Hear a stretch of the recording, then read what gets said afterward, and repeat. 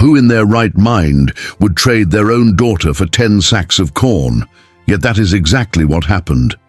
But a solitary farmer made an unexpected choice, and the fate of this young woman changed forever. Elizabeth would always remember the mornings in the small wooden house where she was born. At 18, she knew every creak of the floorboards, every scent rising from the rustic kitchen, the taste of the bread her mother baked with trembling yet loving hands.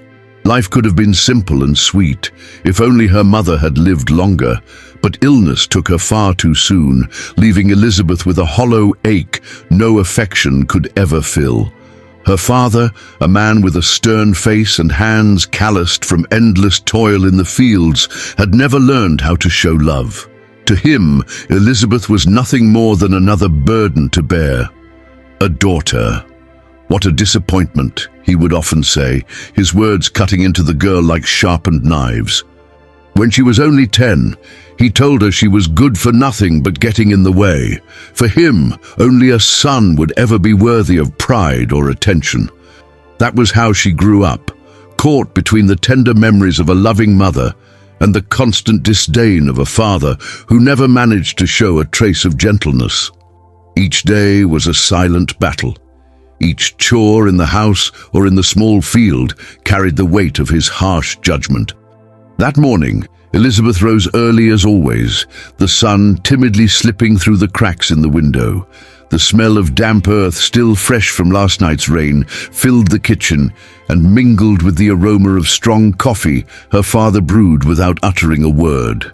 She descended the stairs slowly, her chest tightening with unease. "Good morning, Father," she said, trying to sound cheerful. He looked her up and down, his brow furrowing. "Good morning?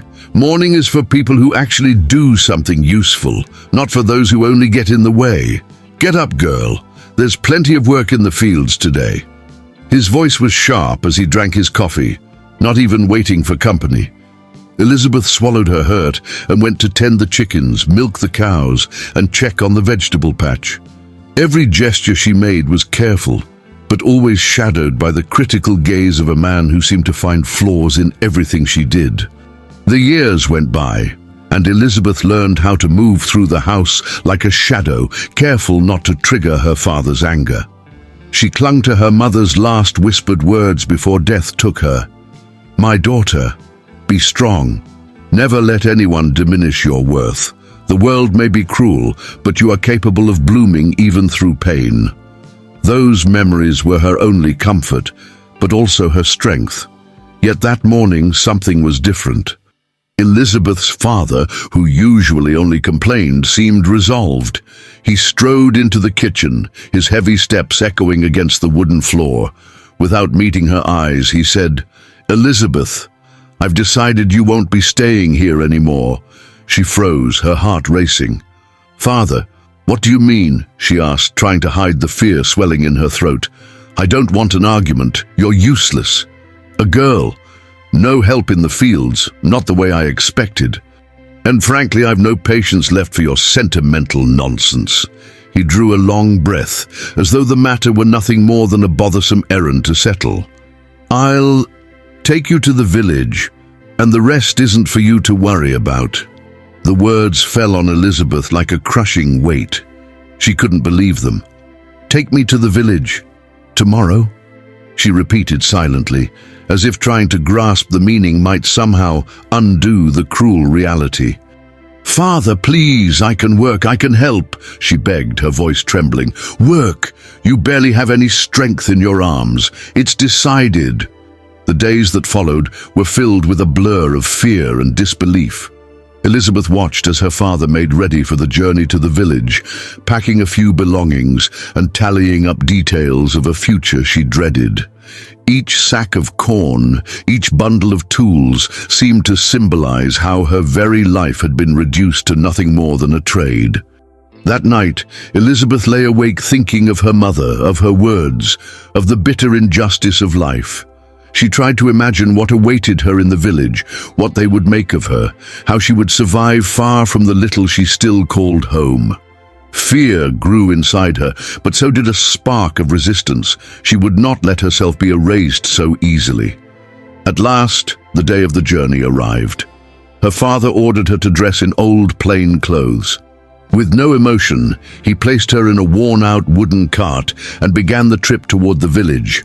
Every mile dragged her hope along the dusty back roads, grinding it into the earth. As she stared out the window, Elizabeth watched the world she knew slip farther away, while something else stirred within her, a quiet curiosity about who might cross her path in this new, unwanted chapter. A force, something within her she hadn't known existed, was beginning to awaken, bracing her for whatever lay ahead. When they finally reached the village, Elizabeth's father left her standing beneath a crude wooden sign. Homeless. It was a cruel declaration, yet he seemed utterly unmoved. Passers-by glanced at her with indifference, some whispering about the sight, but not a soul intervened. As Elizabeth stood abandoned before the makeshift sign in the square, a few men began to gather, whispering among themselves and throwing out thoughtless, cruel and disrespectful remarks. "She'd look gorgeous as my wife," one of them sneered, laughing as if he were appraising an object. "Too pretty to end up in just anyone's hands," another commented, stepping closer as though examining her like livestock. "I bet she won't last a week on her own," a third muttered, nudging the man beside him while casting Elizabeth a predatory glance. Elizabeth felt her face burn with shame and fury. Her heart pounded wildly, torn between fear and indignation. Every word pierced her soul, reminding her that in this world of cruel and heartless men, her worth was measured only in beauty or usefulness. She hunched her shoulders, trying to shrink back, but the sign left her exposed, unable to hide. The weight of helplessness pressed down on her. She longed to vanish, to scream, to flee, but every attempt to move felt pointless under the gaze of the crowd that laughed and muttered, careless of the consequences of their words. And then Elizabeth felt the air shift around her. From within the throng of the square, a tall man emerged, walking with steady, deliberate strides. His figure seemed to cut through the breeze, upright and imposing. His face, defined by sharp features and hard lines, was unreadable. His eyes, dark and fathomless, looked as though they could pierce straight into the soul of anyone who dared meet them. Rumors always swirled about him in the village. A solitary farmer, feared for his coldness and silence, a man few dared to challenge.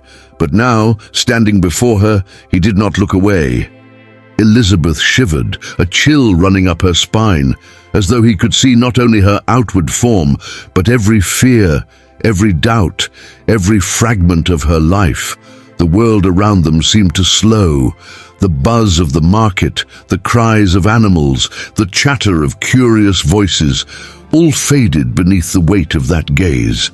He watched the scene with a calculated, cold attention, yet with an odd gravity that made Elizabeth shrink back instinctively, uncertain whether to step away or remain frozen before him. "How much do you want for her?" The man's firm voice sliced through the silence like a blade. Each word was deliberate, measured, without a hint of hesitation. Elizabeth's father faltered for an instant, unsettled by the weight of the farmer's stare. Then, with his usual coldness, he raised his voice, almost as if bartering over any other piece of merchandise. "How much are you willing to pay?" The farmer's expression did not waver. His voice was steady, calculating. "I have no money, but I can offer 10 sacks of corn."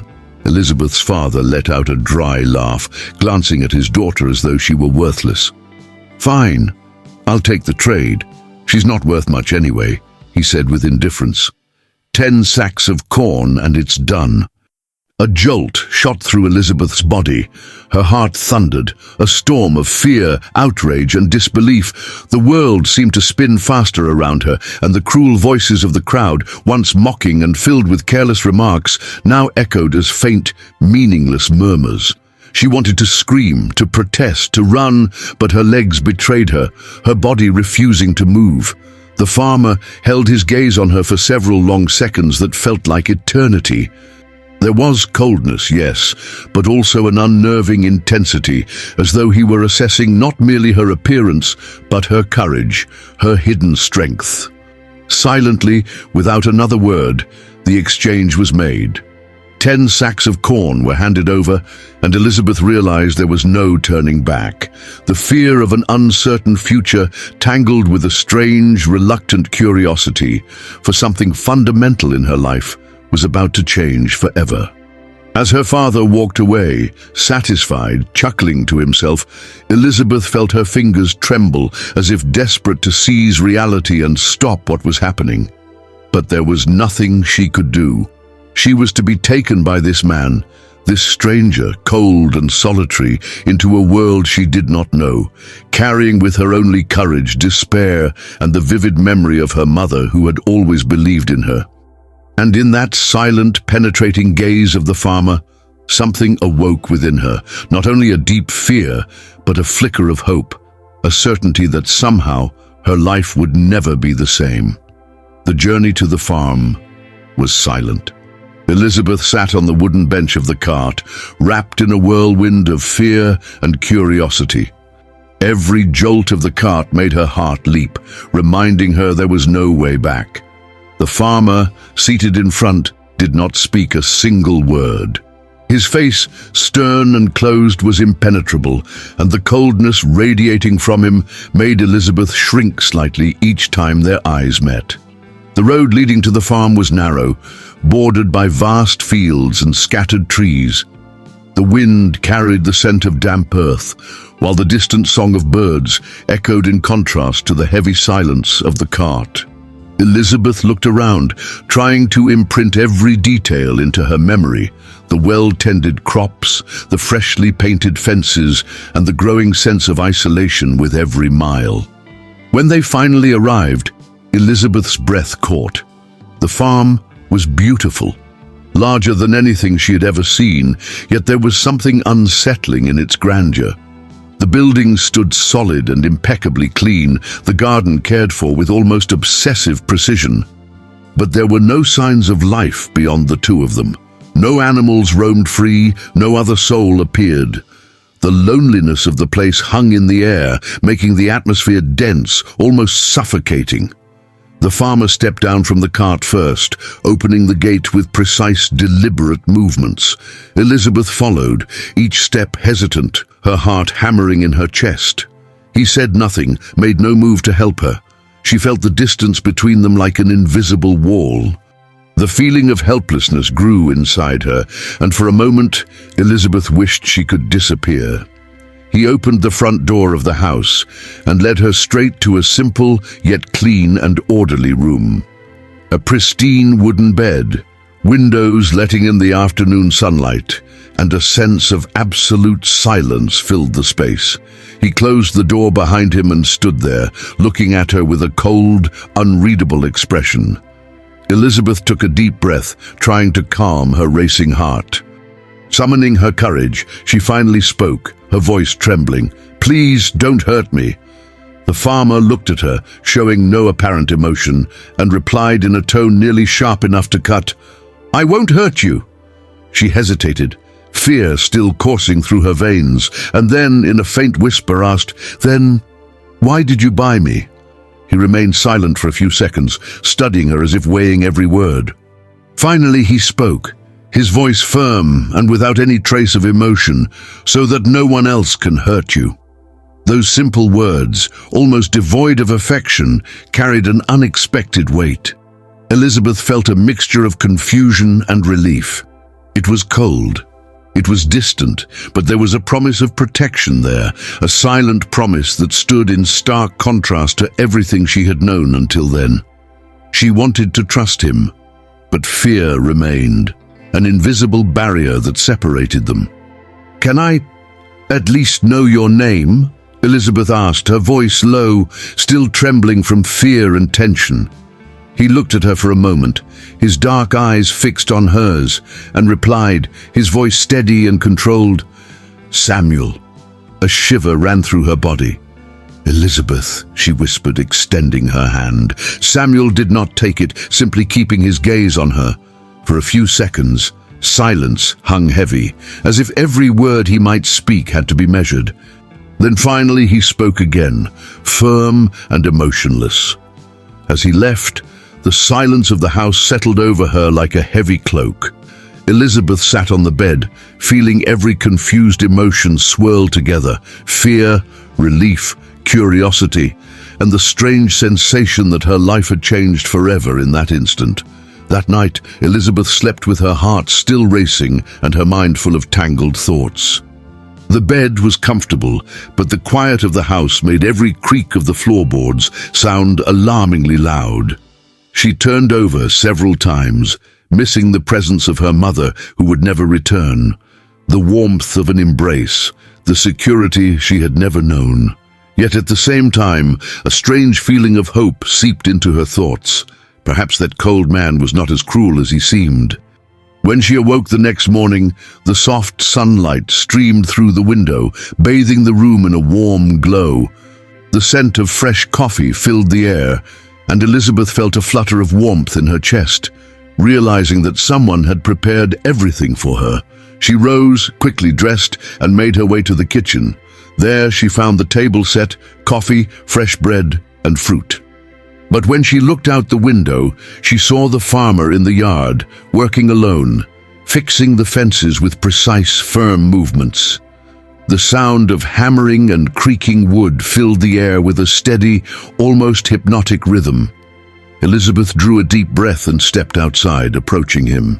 Each step felt heavy, but when she reached him, she could no longer contain the gratitude she felt. "Thank you for the coffee and for everything yesterday," she said, her voice low but sincere. The farmer glanced at her briefly just for a moment and then returned to his work, but he did not move away. The silence between them felt oddly comfortable, different from the absolute coldness of the previous day. Elizabeth took another deep breath and, summoning her courage, asked, Can I help around the farm in some way?" He paused for a moment, staring at her with that intense, serious look that made her uneasy. Finally, he replied in his usual cold manner, "No need. There's nothing you have to do." She did not give up. She stepped closer, looking at him with determination, tempered by a hint of fear. "Please, I know how to work in the garden. I can take care of the plants, help with the animals, anything you need." He considered her words, the silence stretching out, heavy and charged with unexpected tension. Then finally he said, almost reluctantly, "Very well, you may start in the garden, but do it properly." That simple agreement changed everything. For the first time, Elizabeth felt that she could belong in that place, that she could be useful and not just someone bought and carried along. She spent the day in the garden, feeling every muscle move, the sun warming her back, and gradually, the farmer watched her from time to time, not interfering but not completely ignoring her either. The following days became a quiet, yet comfortable routine. Elizabeth worked in the garden, watering plants, harvesting vegetables and tending to the herbs, while he carried out his tasks with precision and dedication. They didn't speak much, but little by little, through gestures and glances, they began to understand that each of them carried wounds, pain, and loneliness. One morning, as the sun began to warm the farm, Elizabeth decided to try milking a cow by herself. She had never done it before, but she wanted to show that she could be helpful. She knelt beside the animal, holding the bucket carefully, and began to try, but nothing came out. The cow, impatient, fidgeted, and Elizabeth felt a wave of desperation rise within her. Suddenly, she heard firm footsteps behind her. Startled, she turned her head and found the farmer standing a few meters away, watching her. Her heart raced, a mixture of fear and excitement coursed through her veins. "Need some help?" he asked, his voice low and firm, yet carrying an odd sense of closeness. Elizabeth nodded, unable to speak. He approached slowly, sitting beside her on the ground. The warmth of his body seemed to invade her space, and she realized that the tension between them increased with every passing moment. "Relax your hand. "Like this," he said, placing his hand over hers, guiding her gently. The touch was brief, but enough to send a shiver down her spine. Elizabeth averted her gaze for a moment, but he did not press her. He simply kept his eyes fixed on hers, conveying patience and attention. When the milk began to flow, she felt a mixture of relief and pride, but also something more confusing. A strange electricity lingering in the air, in the glances, in the silent gestures. "See?" he said, his voice deep and almost hoarse. "You can do it." She smiled timidly, her heart still racing. "Thank you for teaching me." He only tilted his head slightly, saying nothing, but the closeness, the touch, and the intensity of his gaze spoke more than any words could. For a moment, they remained there side by side. The comfortable silence charged with a tension neither of them knew exactly how to handle. From that day on, small interactions began to change everything. Glances lingered longer, gestures became more attentive. Silences were filled with something both of them felt, but dared not name. The connection between them grew slowly, built not with words, but with presence, trust, and discreet touches that spoke louder than any conversation. And it was in that rhythm, amid the simple routines of farm life, that Elizabeth and the farmer began to realize something unexpected.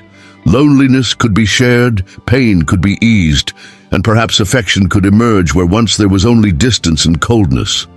The afternoon sun shone brightly over the farm, warming the fields and causing sweat to run down Elizabeth's face as she attended to her daily tasks. The routine had become familiar, tending the garden, feeding some animals, cleaning the barns. But that day felt different. Perhaps it was the sunlight or the fatigue weighing on her arms, but her attention was not entirely on her work. As she carried a bucket of water to the garden, Elizabeth stumbled over a poorly positioned stake in the ground. The metal tip scraped her forehead, but she barely felt it. She paused for a moment, running her hand over the cut, which began to bleed. Instead of worrying, she continued her work, trying to ignore the injury. Then she heard footsteps behind her, quick and firm. Before she could react, strong hands gripped her shoulders. Startled, she turned and found the farmer standing before her, his expression serious and his eyes wide with concern. "What happened?" he asked, his deep voice mixing surprise with genuine worry. Elizabeth, still taken aback by the intensity of his gaze, tried to downplay it. "Oh, it's nothing. Just a scratch." He furrowed his brow, stepping closer quickly. "Nothing?" he repeated, his voice firmer now.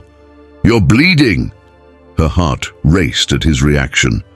It was not his usual coldness, but a tangible care, almost vulnerable.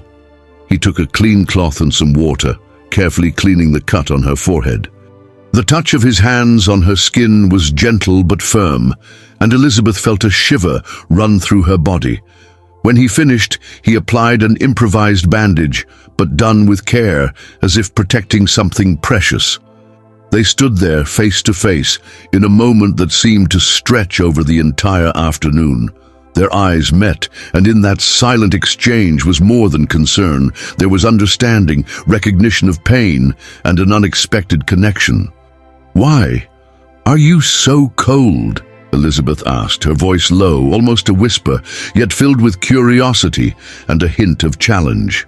The farmer remained silent for a few seconds, staring at the ground. Then he took a deep breath and began to speak, his voice heavy with painful memories. "I learned early not to depend on anyone, not to get attached. I lost my wife to an illness, and I couldn't save her. I watched people I loved suffer and die, and life taught me that pain only multiplies when you let someone into your heart."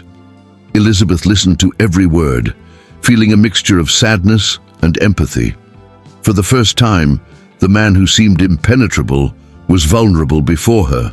She realized that his coldness was not cruelty, but an armor built to survive losses and pains she could barely imagine. I'm sorry," she said softly, almost unsure of what to say. "I didn't know." He shook his head, his dark eyes fixed on hers. "You didn't need to know. But now, maybe it's different. The silence between them lingered for a few seconds, charged with a strange electricity. The air felt heavier, and the sounds of the farm, the wind, the distant birdsong, the rustling of leaves, faded away in the intensity of the moment. Elizabeth felt her heart beat unevenly, each breath slower and deeper, as if the entire world had paused just to watch them. He moved a little closer, slowly, as if afraid to break the fragile barrier that still separated them. She did not retreat. His dark eyes met hers, and in that gaze there was understanding, restrained desire, and a vulnerability that neither of them had shown before. "Elizabeth," he murmured, almost like a calling, his deep voice vibrating within her. She felt a warmth rise through her body, and her breath caught. She couldn't look away. Every gesture he made was slow, careful, charged with an intention that went beyond simple care. And then, without warning, he leaned in and pressed his lips to hers. The kiss began soft, almost hesitant, exploring the space between them. But it quickly became more intense, deeper. She felt his hands gently hold her face, pressing lightly, keeping her steady as the world around them disappeared. Every touch, every shared breath seemed to dissolve the wall of loneliness they had both carried for so long. Elizabeth closed her eyes, surrendering to the moment, feeling that all her fear and distrust were transforming into something stronger. Trust, desire, and the certainty that they were no longer alone. When he pulled back for just an instant, only enough to look into her eyes, the intensity of the feeling lingered in the air like a silent promise. She began, her voice trembling but full of emotion. "I've never felt this before." He smiled slightly, a rare gesture but full of meaning, resting his forehead against hers. "Neither have I. But maybe it's time to leave the pain behind. Maybe it's time to live, even with all the scars." In that instant, something changed. There was no more fear, no more absolute coldness. There were only two wounded hearts, finally found, connected not just by touch, but by the courage to allow themselves to feel.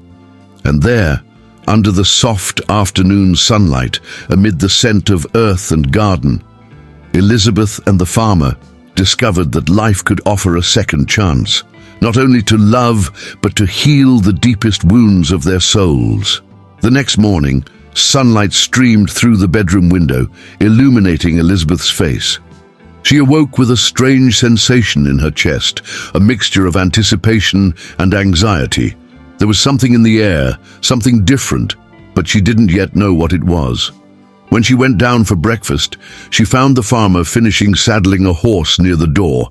He looked at her for a moment, serious, but there was something in his eyes that made her feel a comforting warmth. "Today, I want to show you something," he said, his voice firm yet loaded with meaning. Elizabeth's heart raced. "Show me something?" He approached, extending his hand to help her mount the horse. She hesitated for a moment, but his hand was steady and secure. With a burst of courage, she accepted it, feeling his touch closer than ever as he adjusted her posture in the saddle. "Hold on tight," he said, leaning slightly to ensure she was secure. When they finally rode away from the farm, the wind hit Elizabeth's face, bringing a sensation of freedom she barely remembered feeling. The path was calm, flanked by green fields and tall trees, and the silence between them was not uncomfortable. On the contrary, it seemed filled with a gentle energy, full of complicity and anticipation. After some time, they arrived at a hidden garden, filled with tall sunflowers bending under the sunlight, creating a golden sea that stretched as far as the eye could see. The farmer dismounted first, carefully helping Elizabeth down from the horse. Her heart raced at the beauty of the place. In the center of the garden, there was a picnic basket carefully prepared, fresh fruits, breads, cheeses, and a little wine. He opened the basket, and they sat together on a blanket, side by side, watching the sunflowers sway with the wind. "It's beautiful," Elizabeth said, almost breathless, looking around. He only smiled slightly, his eyes fixed on her. "I wanted you to have a place like this, where you could feel free, even if just for a moment." They ate together, exchanging small words, shy smiles, and lingering glances that said more than any conversation could. The closeness, the occasional brush of hands, and the warmth of the sun mixed with the gentle breeze created an almost magical moment. Finally, he looked directly into her eyes, his expression serious but vulnerable. "Elizabeth, there's something I need to tell you. Something I've tried to hide, but I can't anymore." He paused, taking a deep breath, the intensity in his eyes making her heart race. I'm falling in love with you." Elizabeth felt a knot form in her throat. Her heart raced and tears began to gather at the corners of her eyes. "But you're so cold," she whispered, incredulous and moved. "I try to hide it because I thought I couldn't allow myself to feel again," he said, moving even closer, holding her hand firmly. "But I can't deny it anymore. You've changed everything. Elizabeth, you've brought warmth and light into my life that I thought would never exist again." She swallowed hard, her heart pounding. "I feel it too," she admitted, her voice trembling but sincere. He smiled faintly, pulling her closer. "Then, I want to make this official. I want you to be my wife. Elizabeth, will you marry me?" The world seemed to stop. The scent of the sunflowers, the warmth of the sun, the gentle breeze, and the touch of his hands created a moment Elizabeth would never forget. Her heart raced, and she felt a deep joy flood every fiber of her being. "Yes," she replied without hesitation, emotional. "Yes, I do." He held her face gently, leaned in slowly, and kissed her with intensity and passion, sealing the promise they had just made. The kiss was long, tender, and yet fiery, filled with feelings that had been contained for months of fear, pain, and loneliness. When they pulled apart, both of their eyes shone with tears and smiles, and in that instant, beneath the clear sky and the sea of sunflowers, they knew their lives would never be the same. From that day on, the farm was no longer just a place of work or solitude.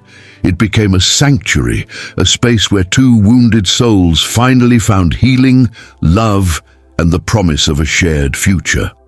The following months passed quickly, but each day carried a unique intensity. Life on the farm became something special for Elizabeth and the farmer. Their tasks were no longer mere chores. They were moments of closeness, quiet laughter, and small gestures that sealed the love growing between them. The day dawned with a clear sky tinged with gold, and the farm seemed to breathe joy. The sunflowers in the garden swayed in the gentle breeze, and the scent of earth and flowers filled the air, signaling that something special was about to happen. Elizabeth was in her room, adjusting her simple but elegant dress.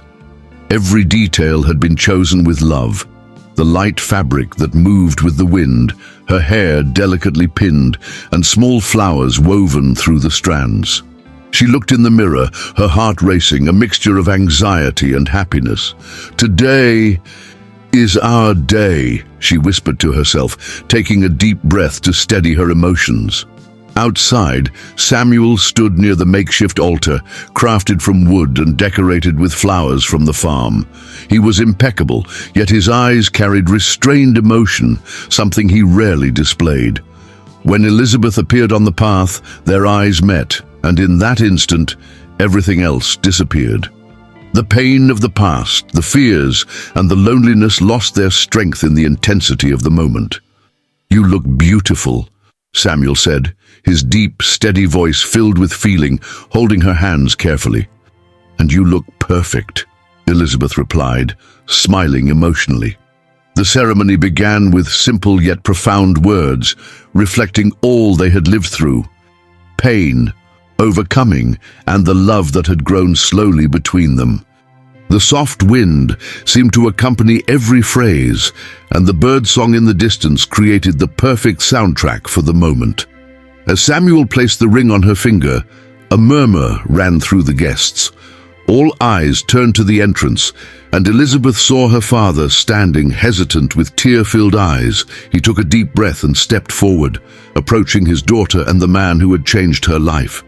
"Elizabeth," he began, his voice trembling. I was wrong about so much. I was cruel and unfair. I should never have done what I did.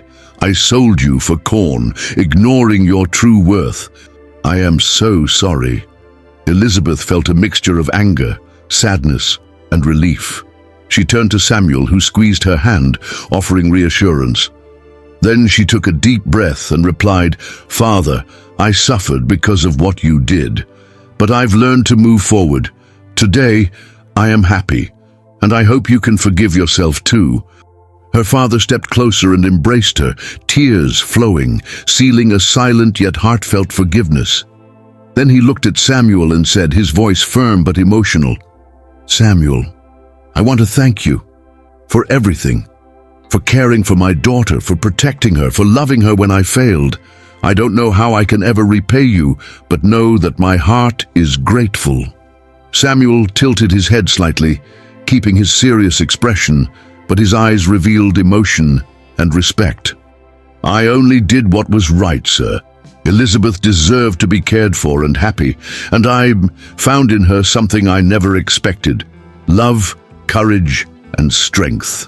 The rest of the ceremony continued with growing emotion. Elizabeth and Samuel exchanged heartfelt vows, promises of mutual love and care, protection and companionship. Every word spoken carried deep meaning, and each gesture reinforced the intense connection they had built over the months. When they finally kissed, it was not just a kiss of union, but a seal of all wounds healed.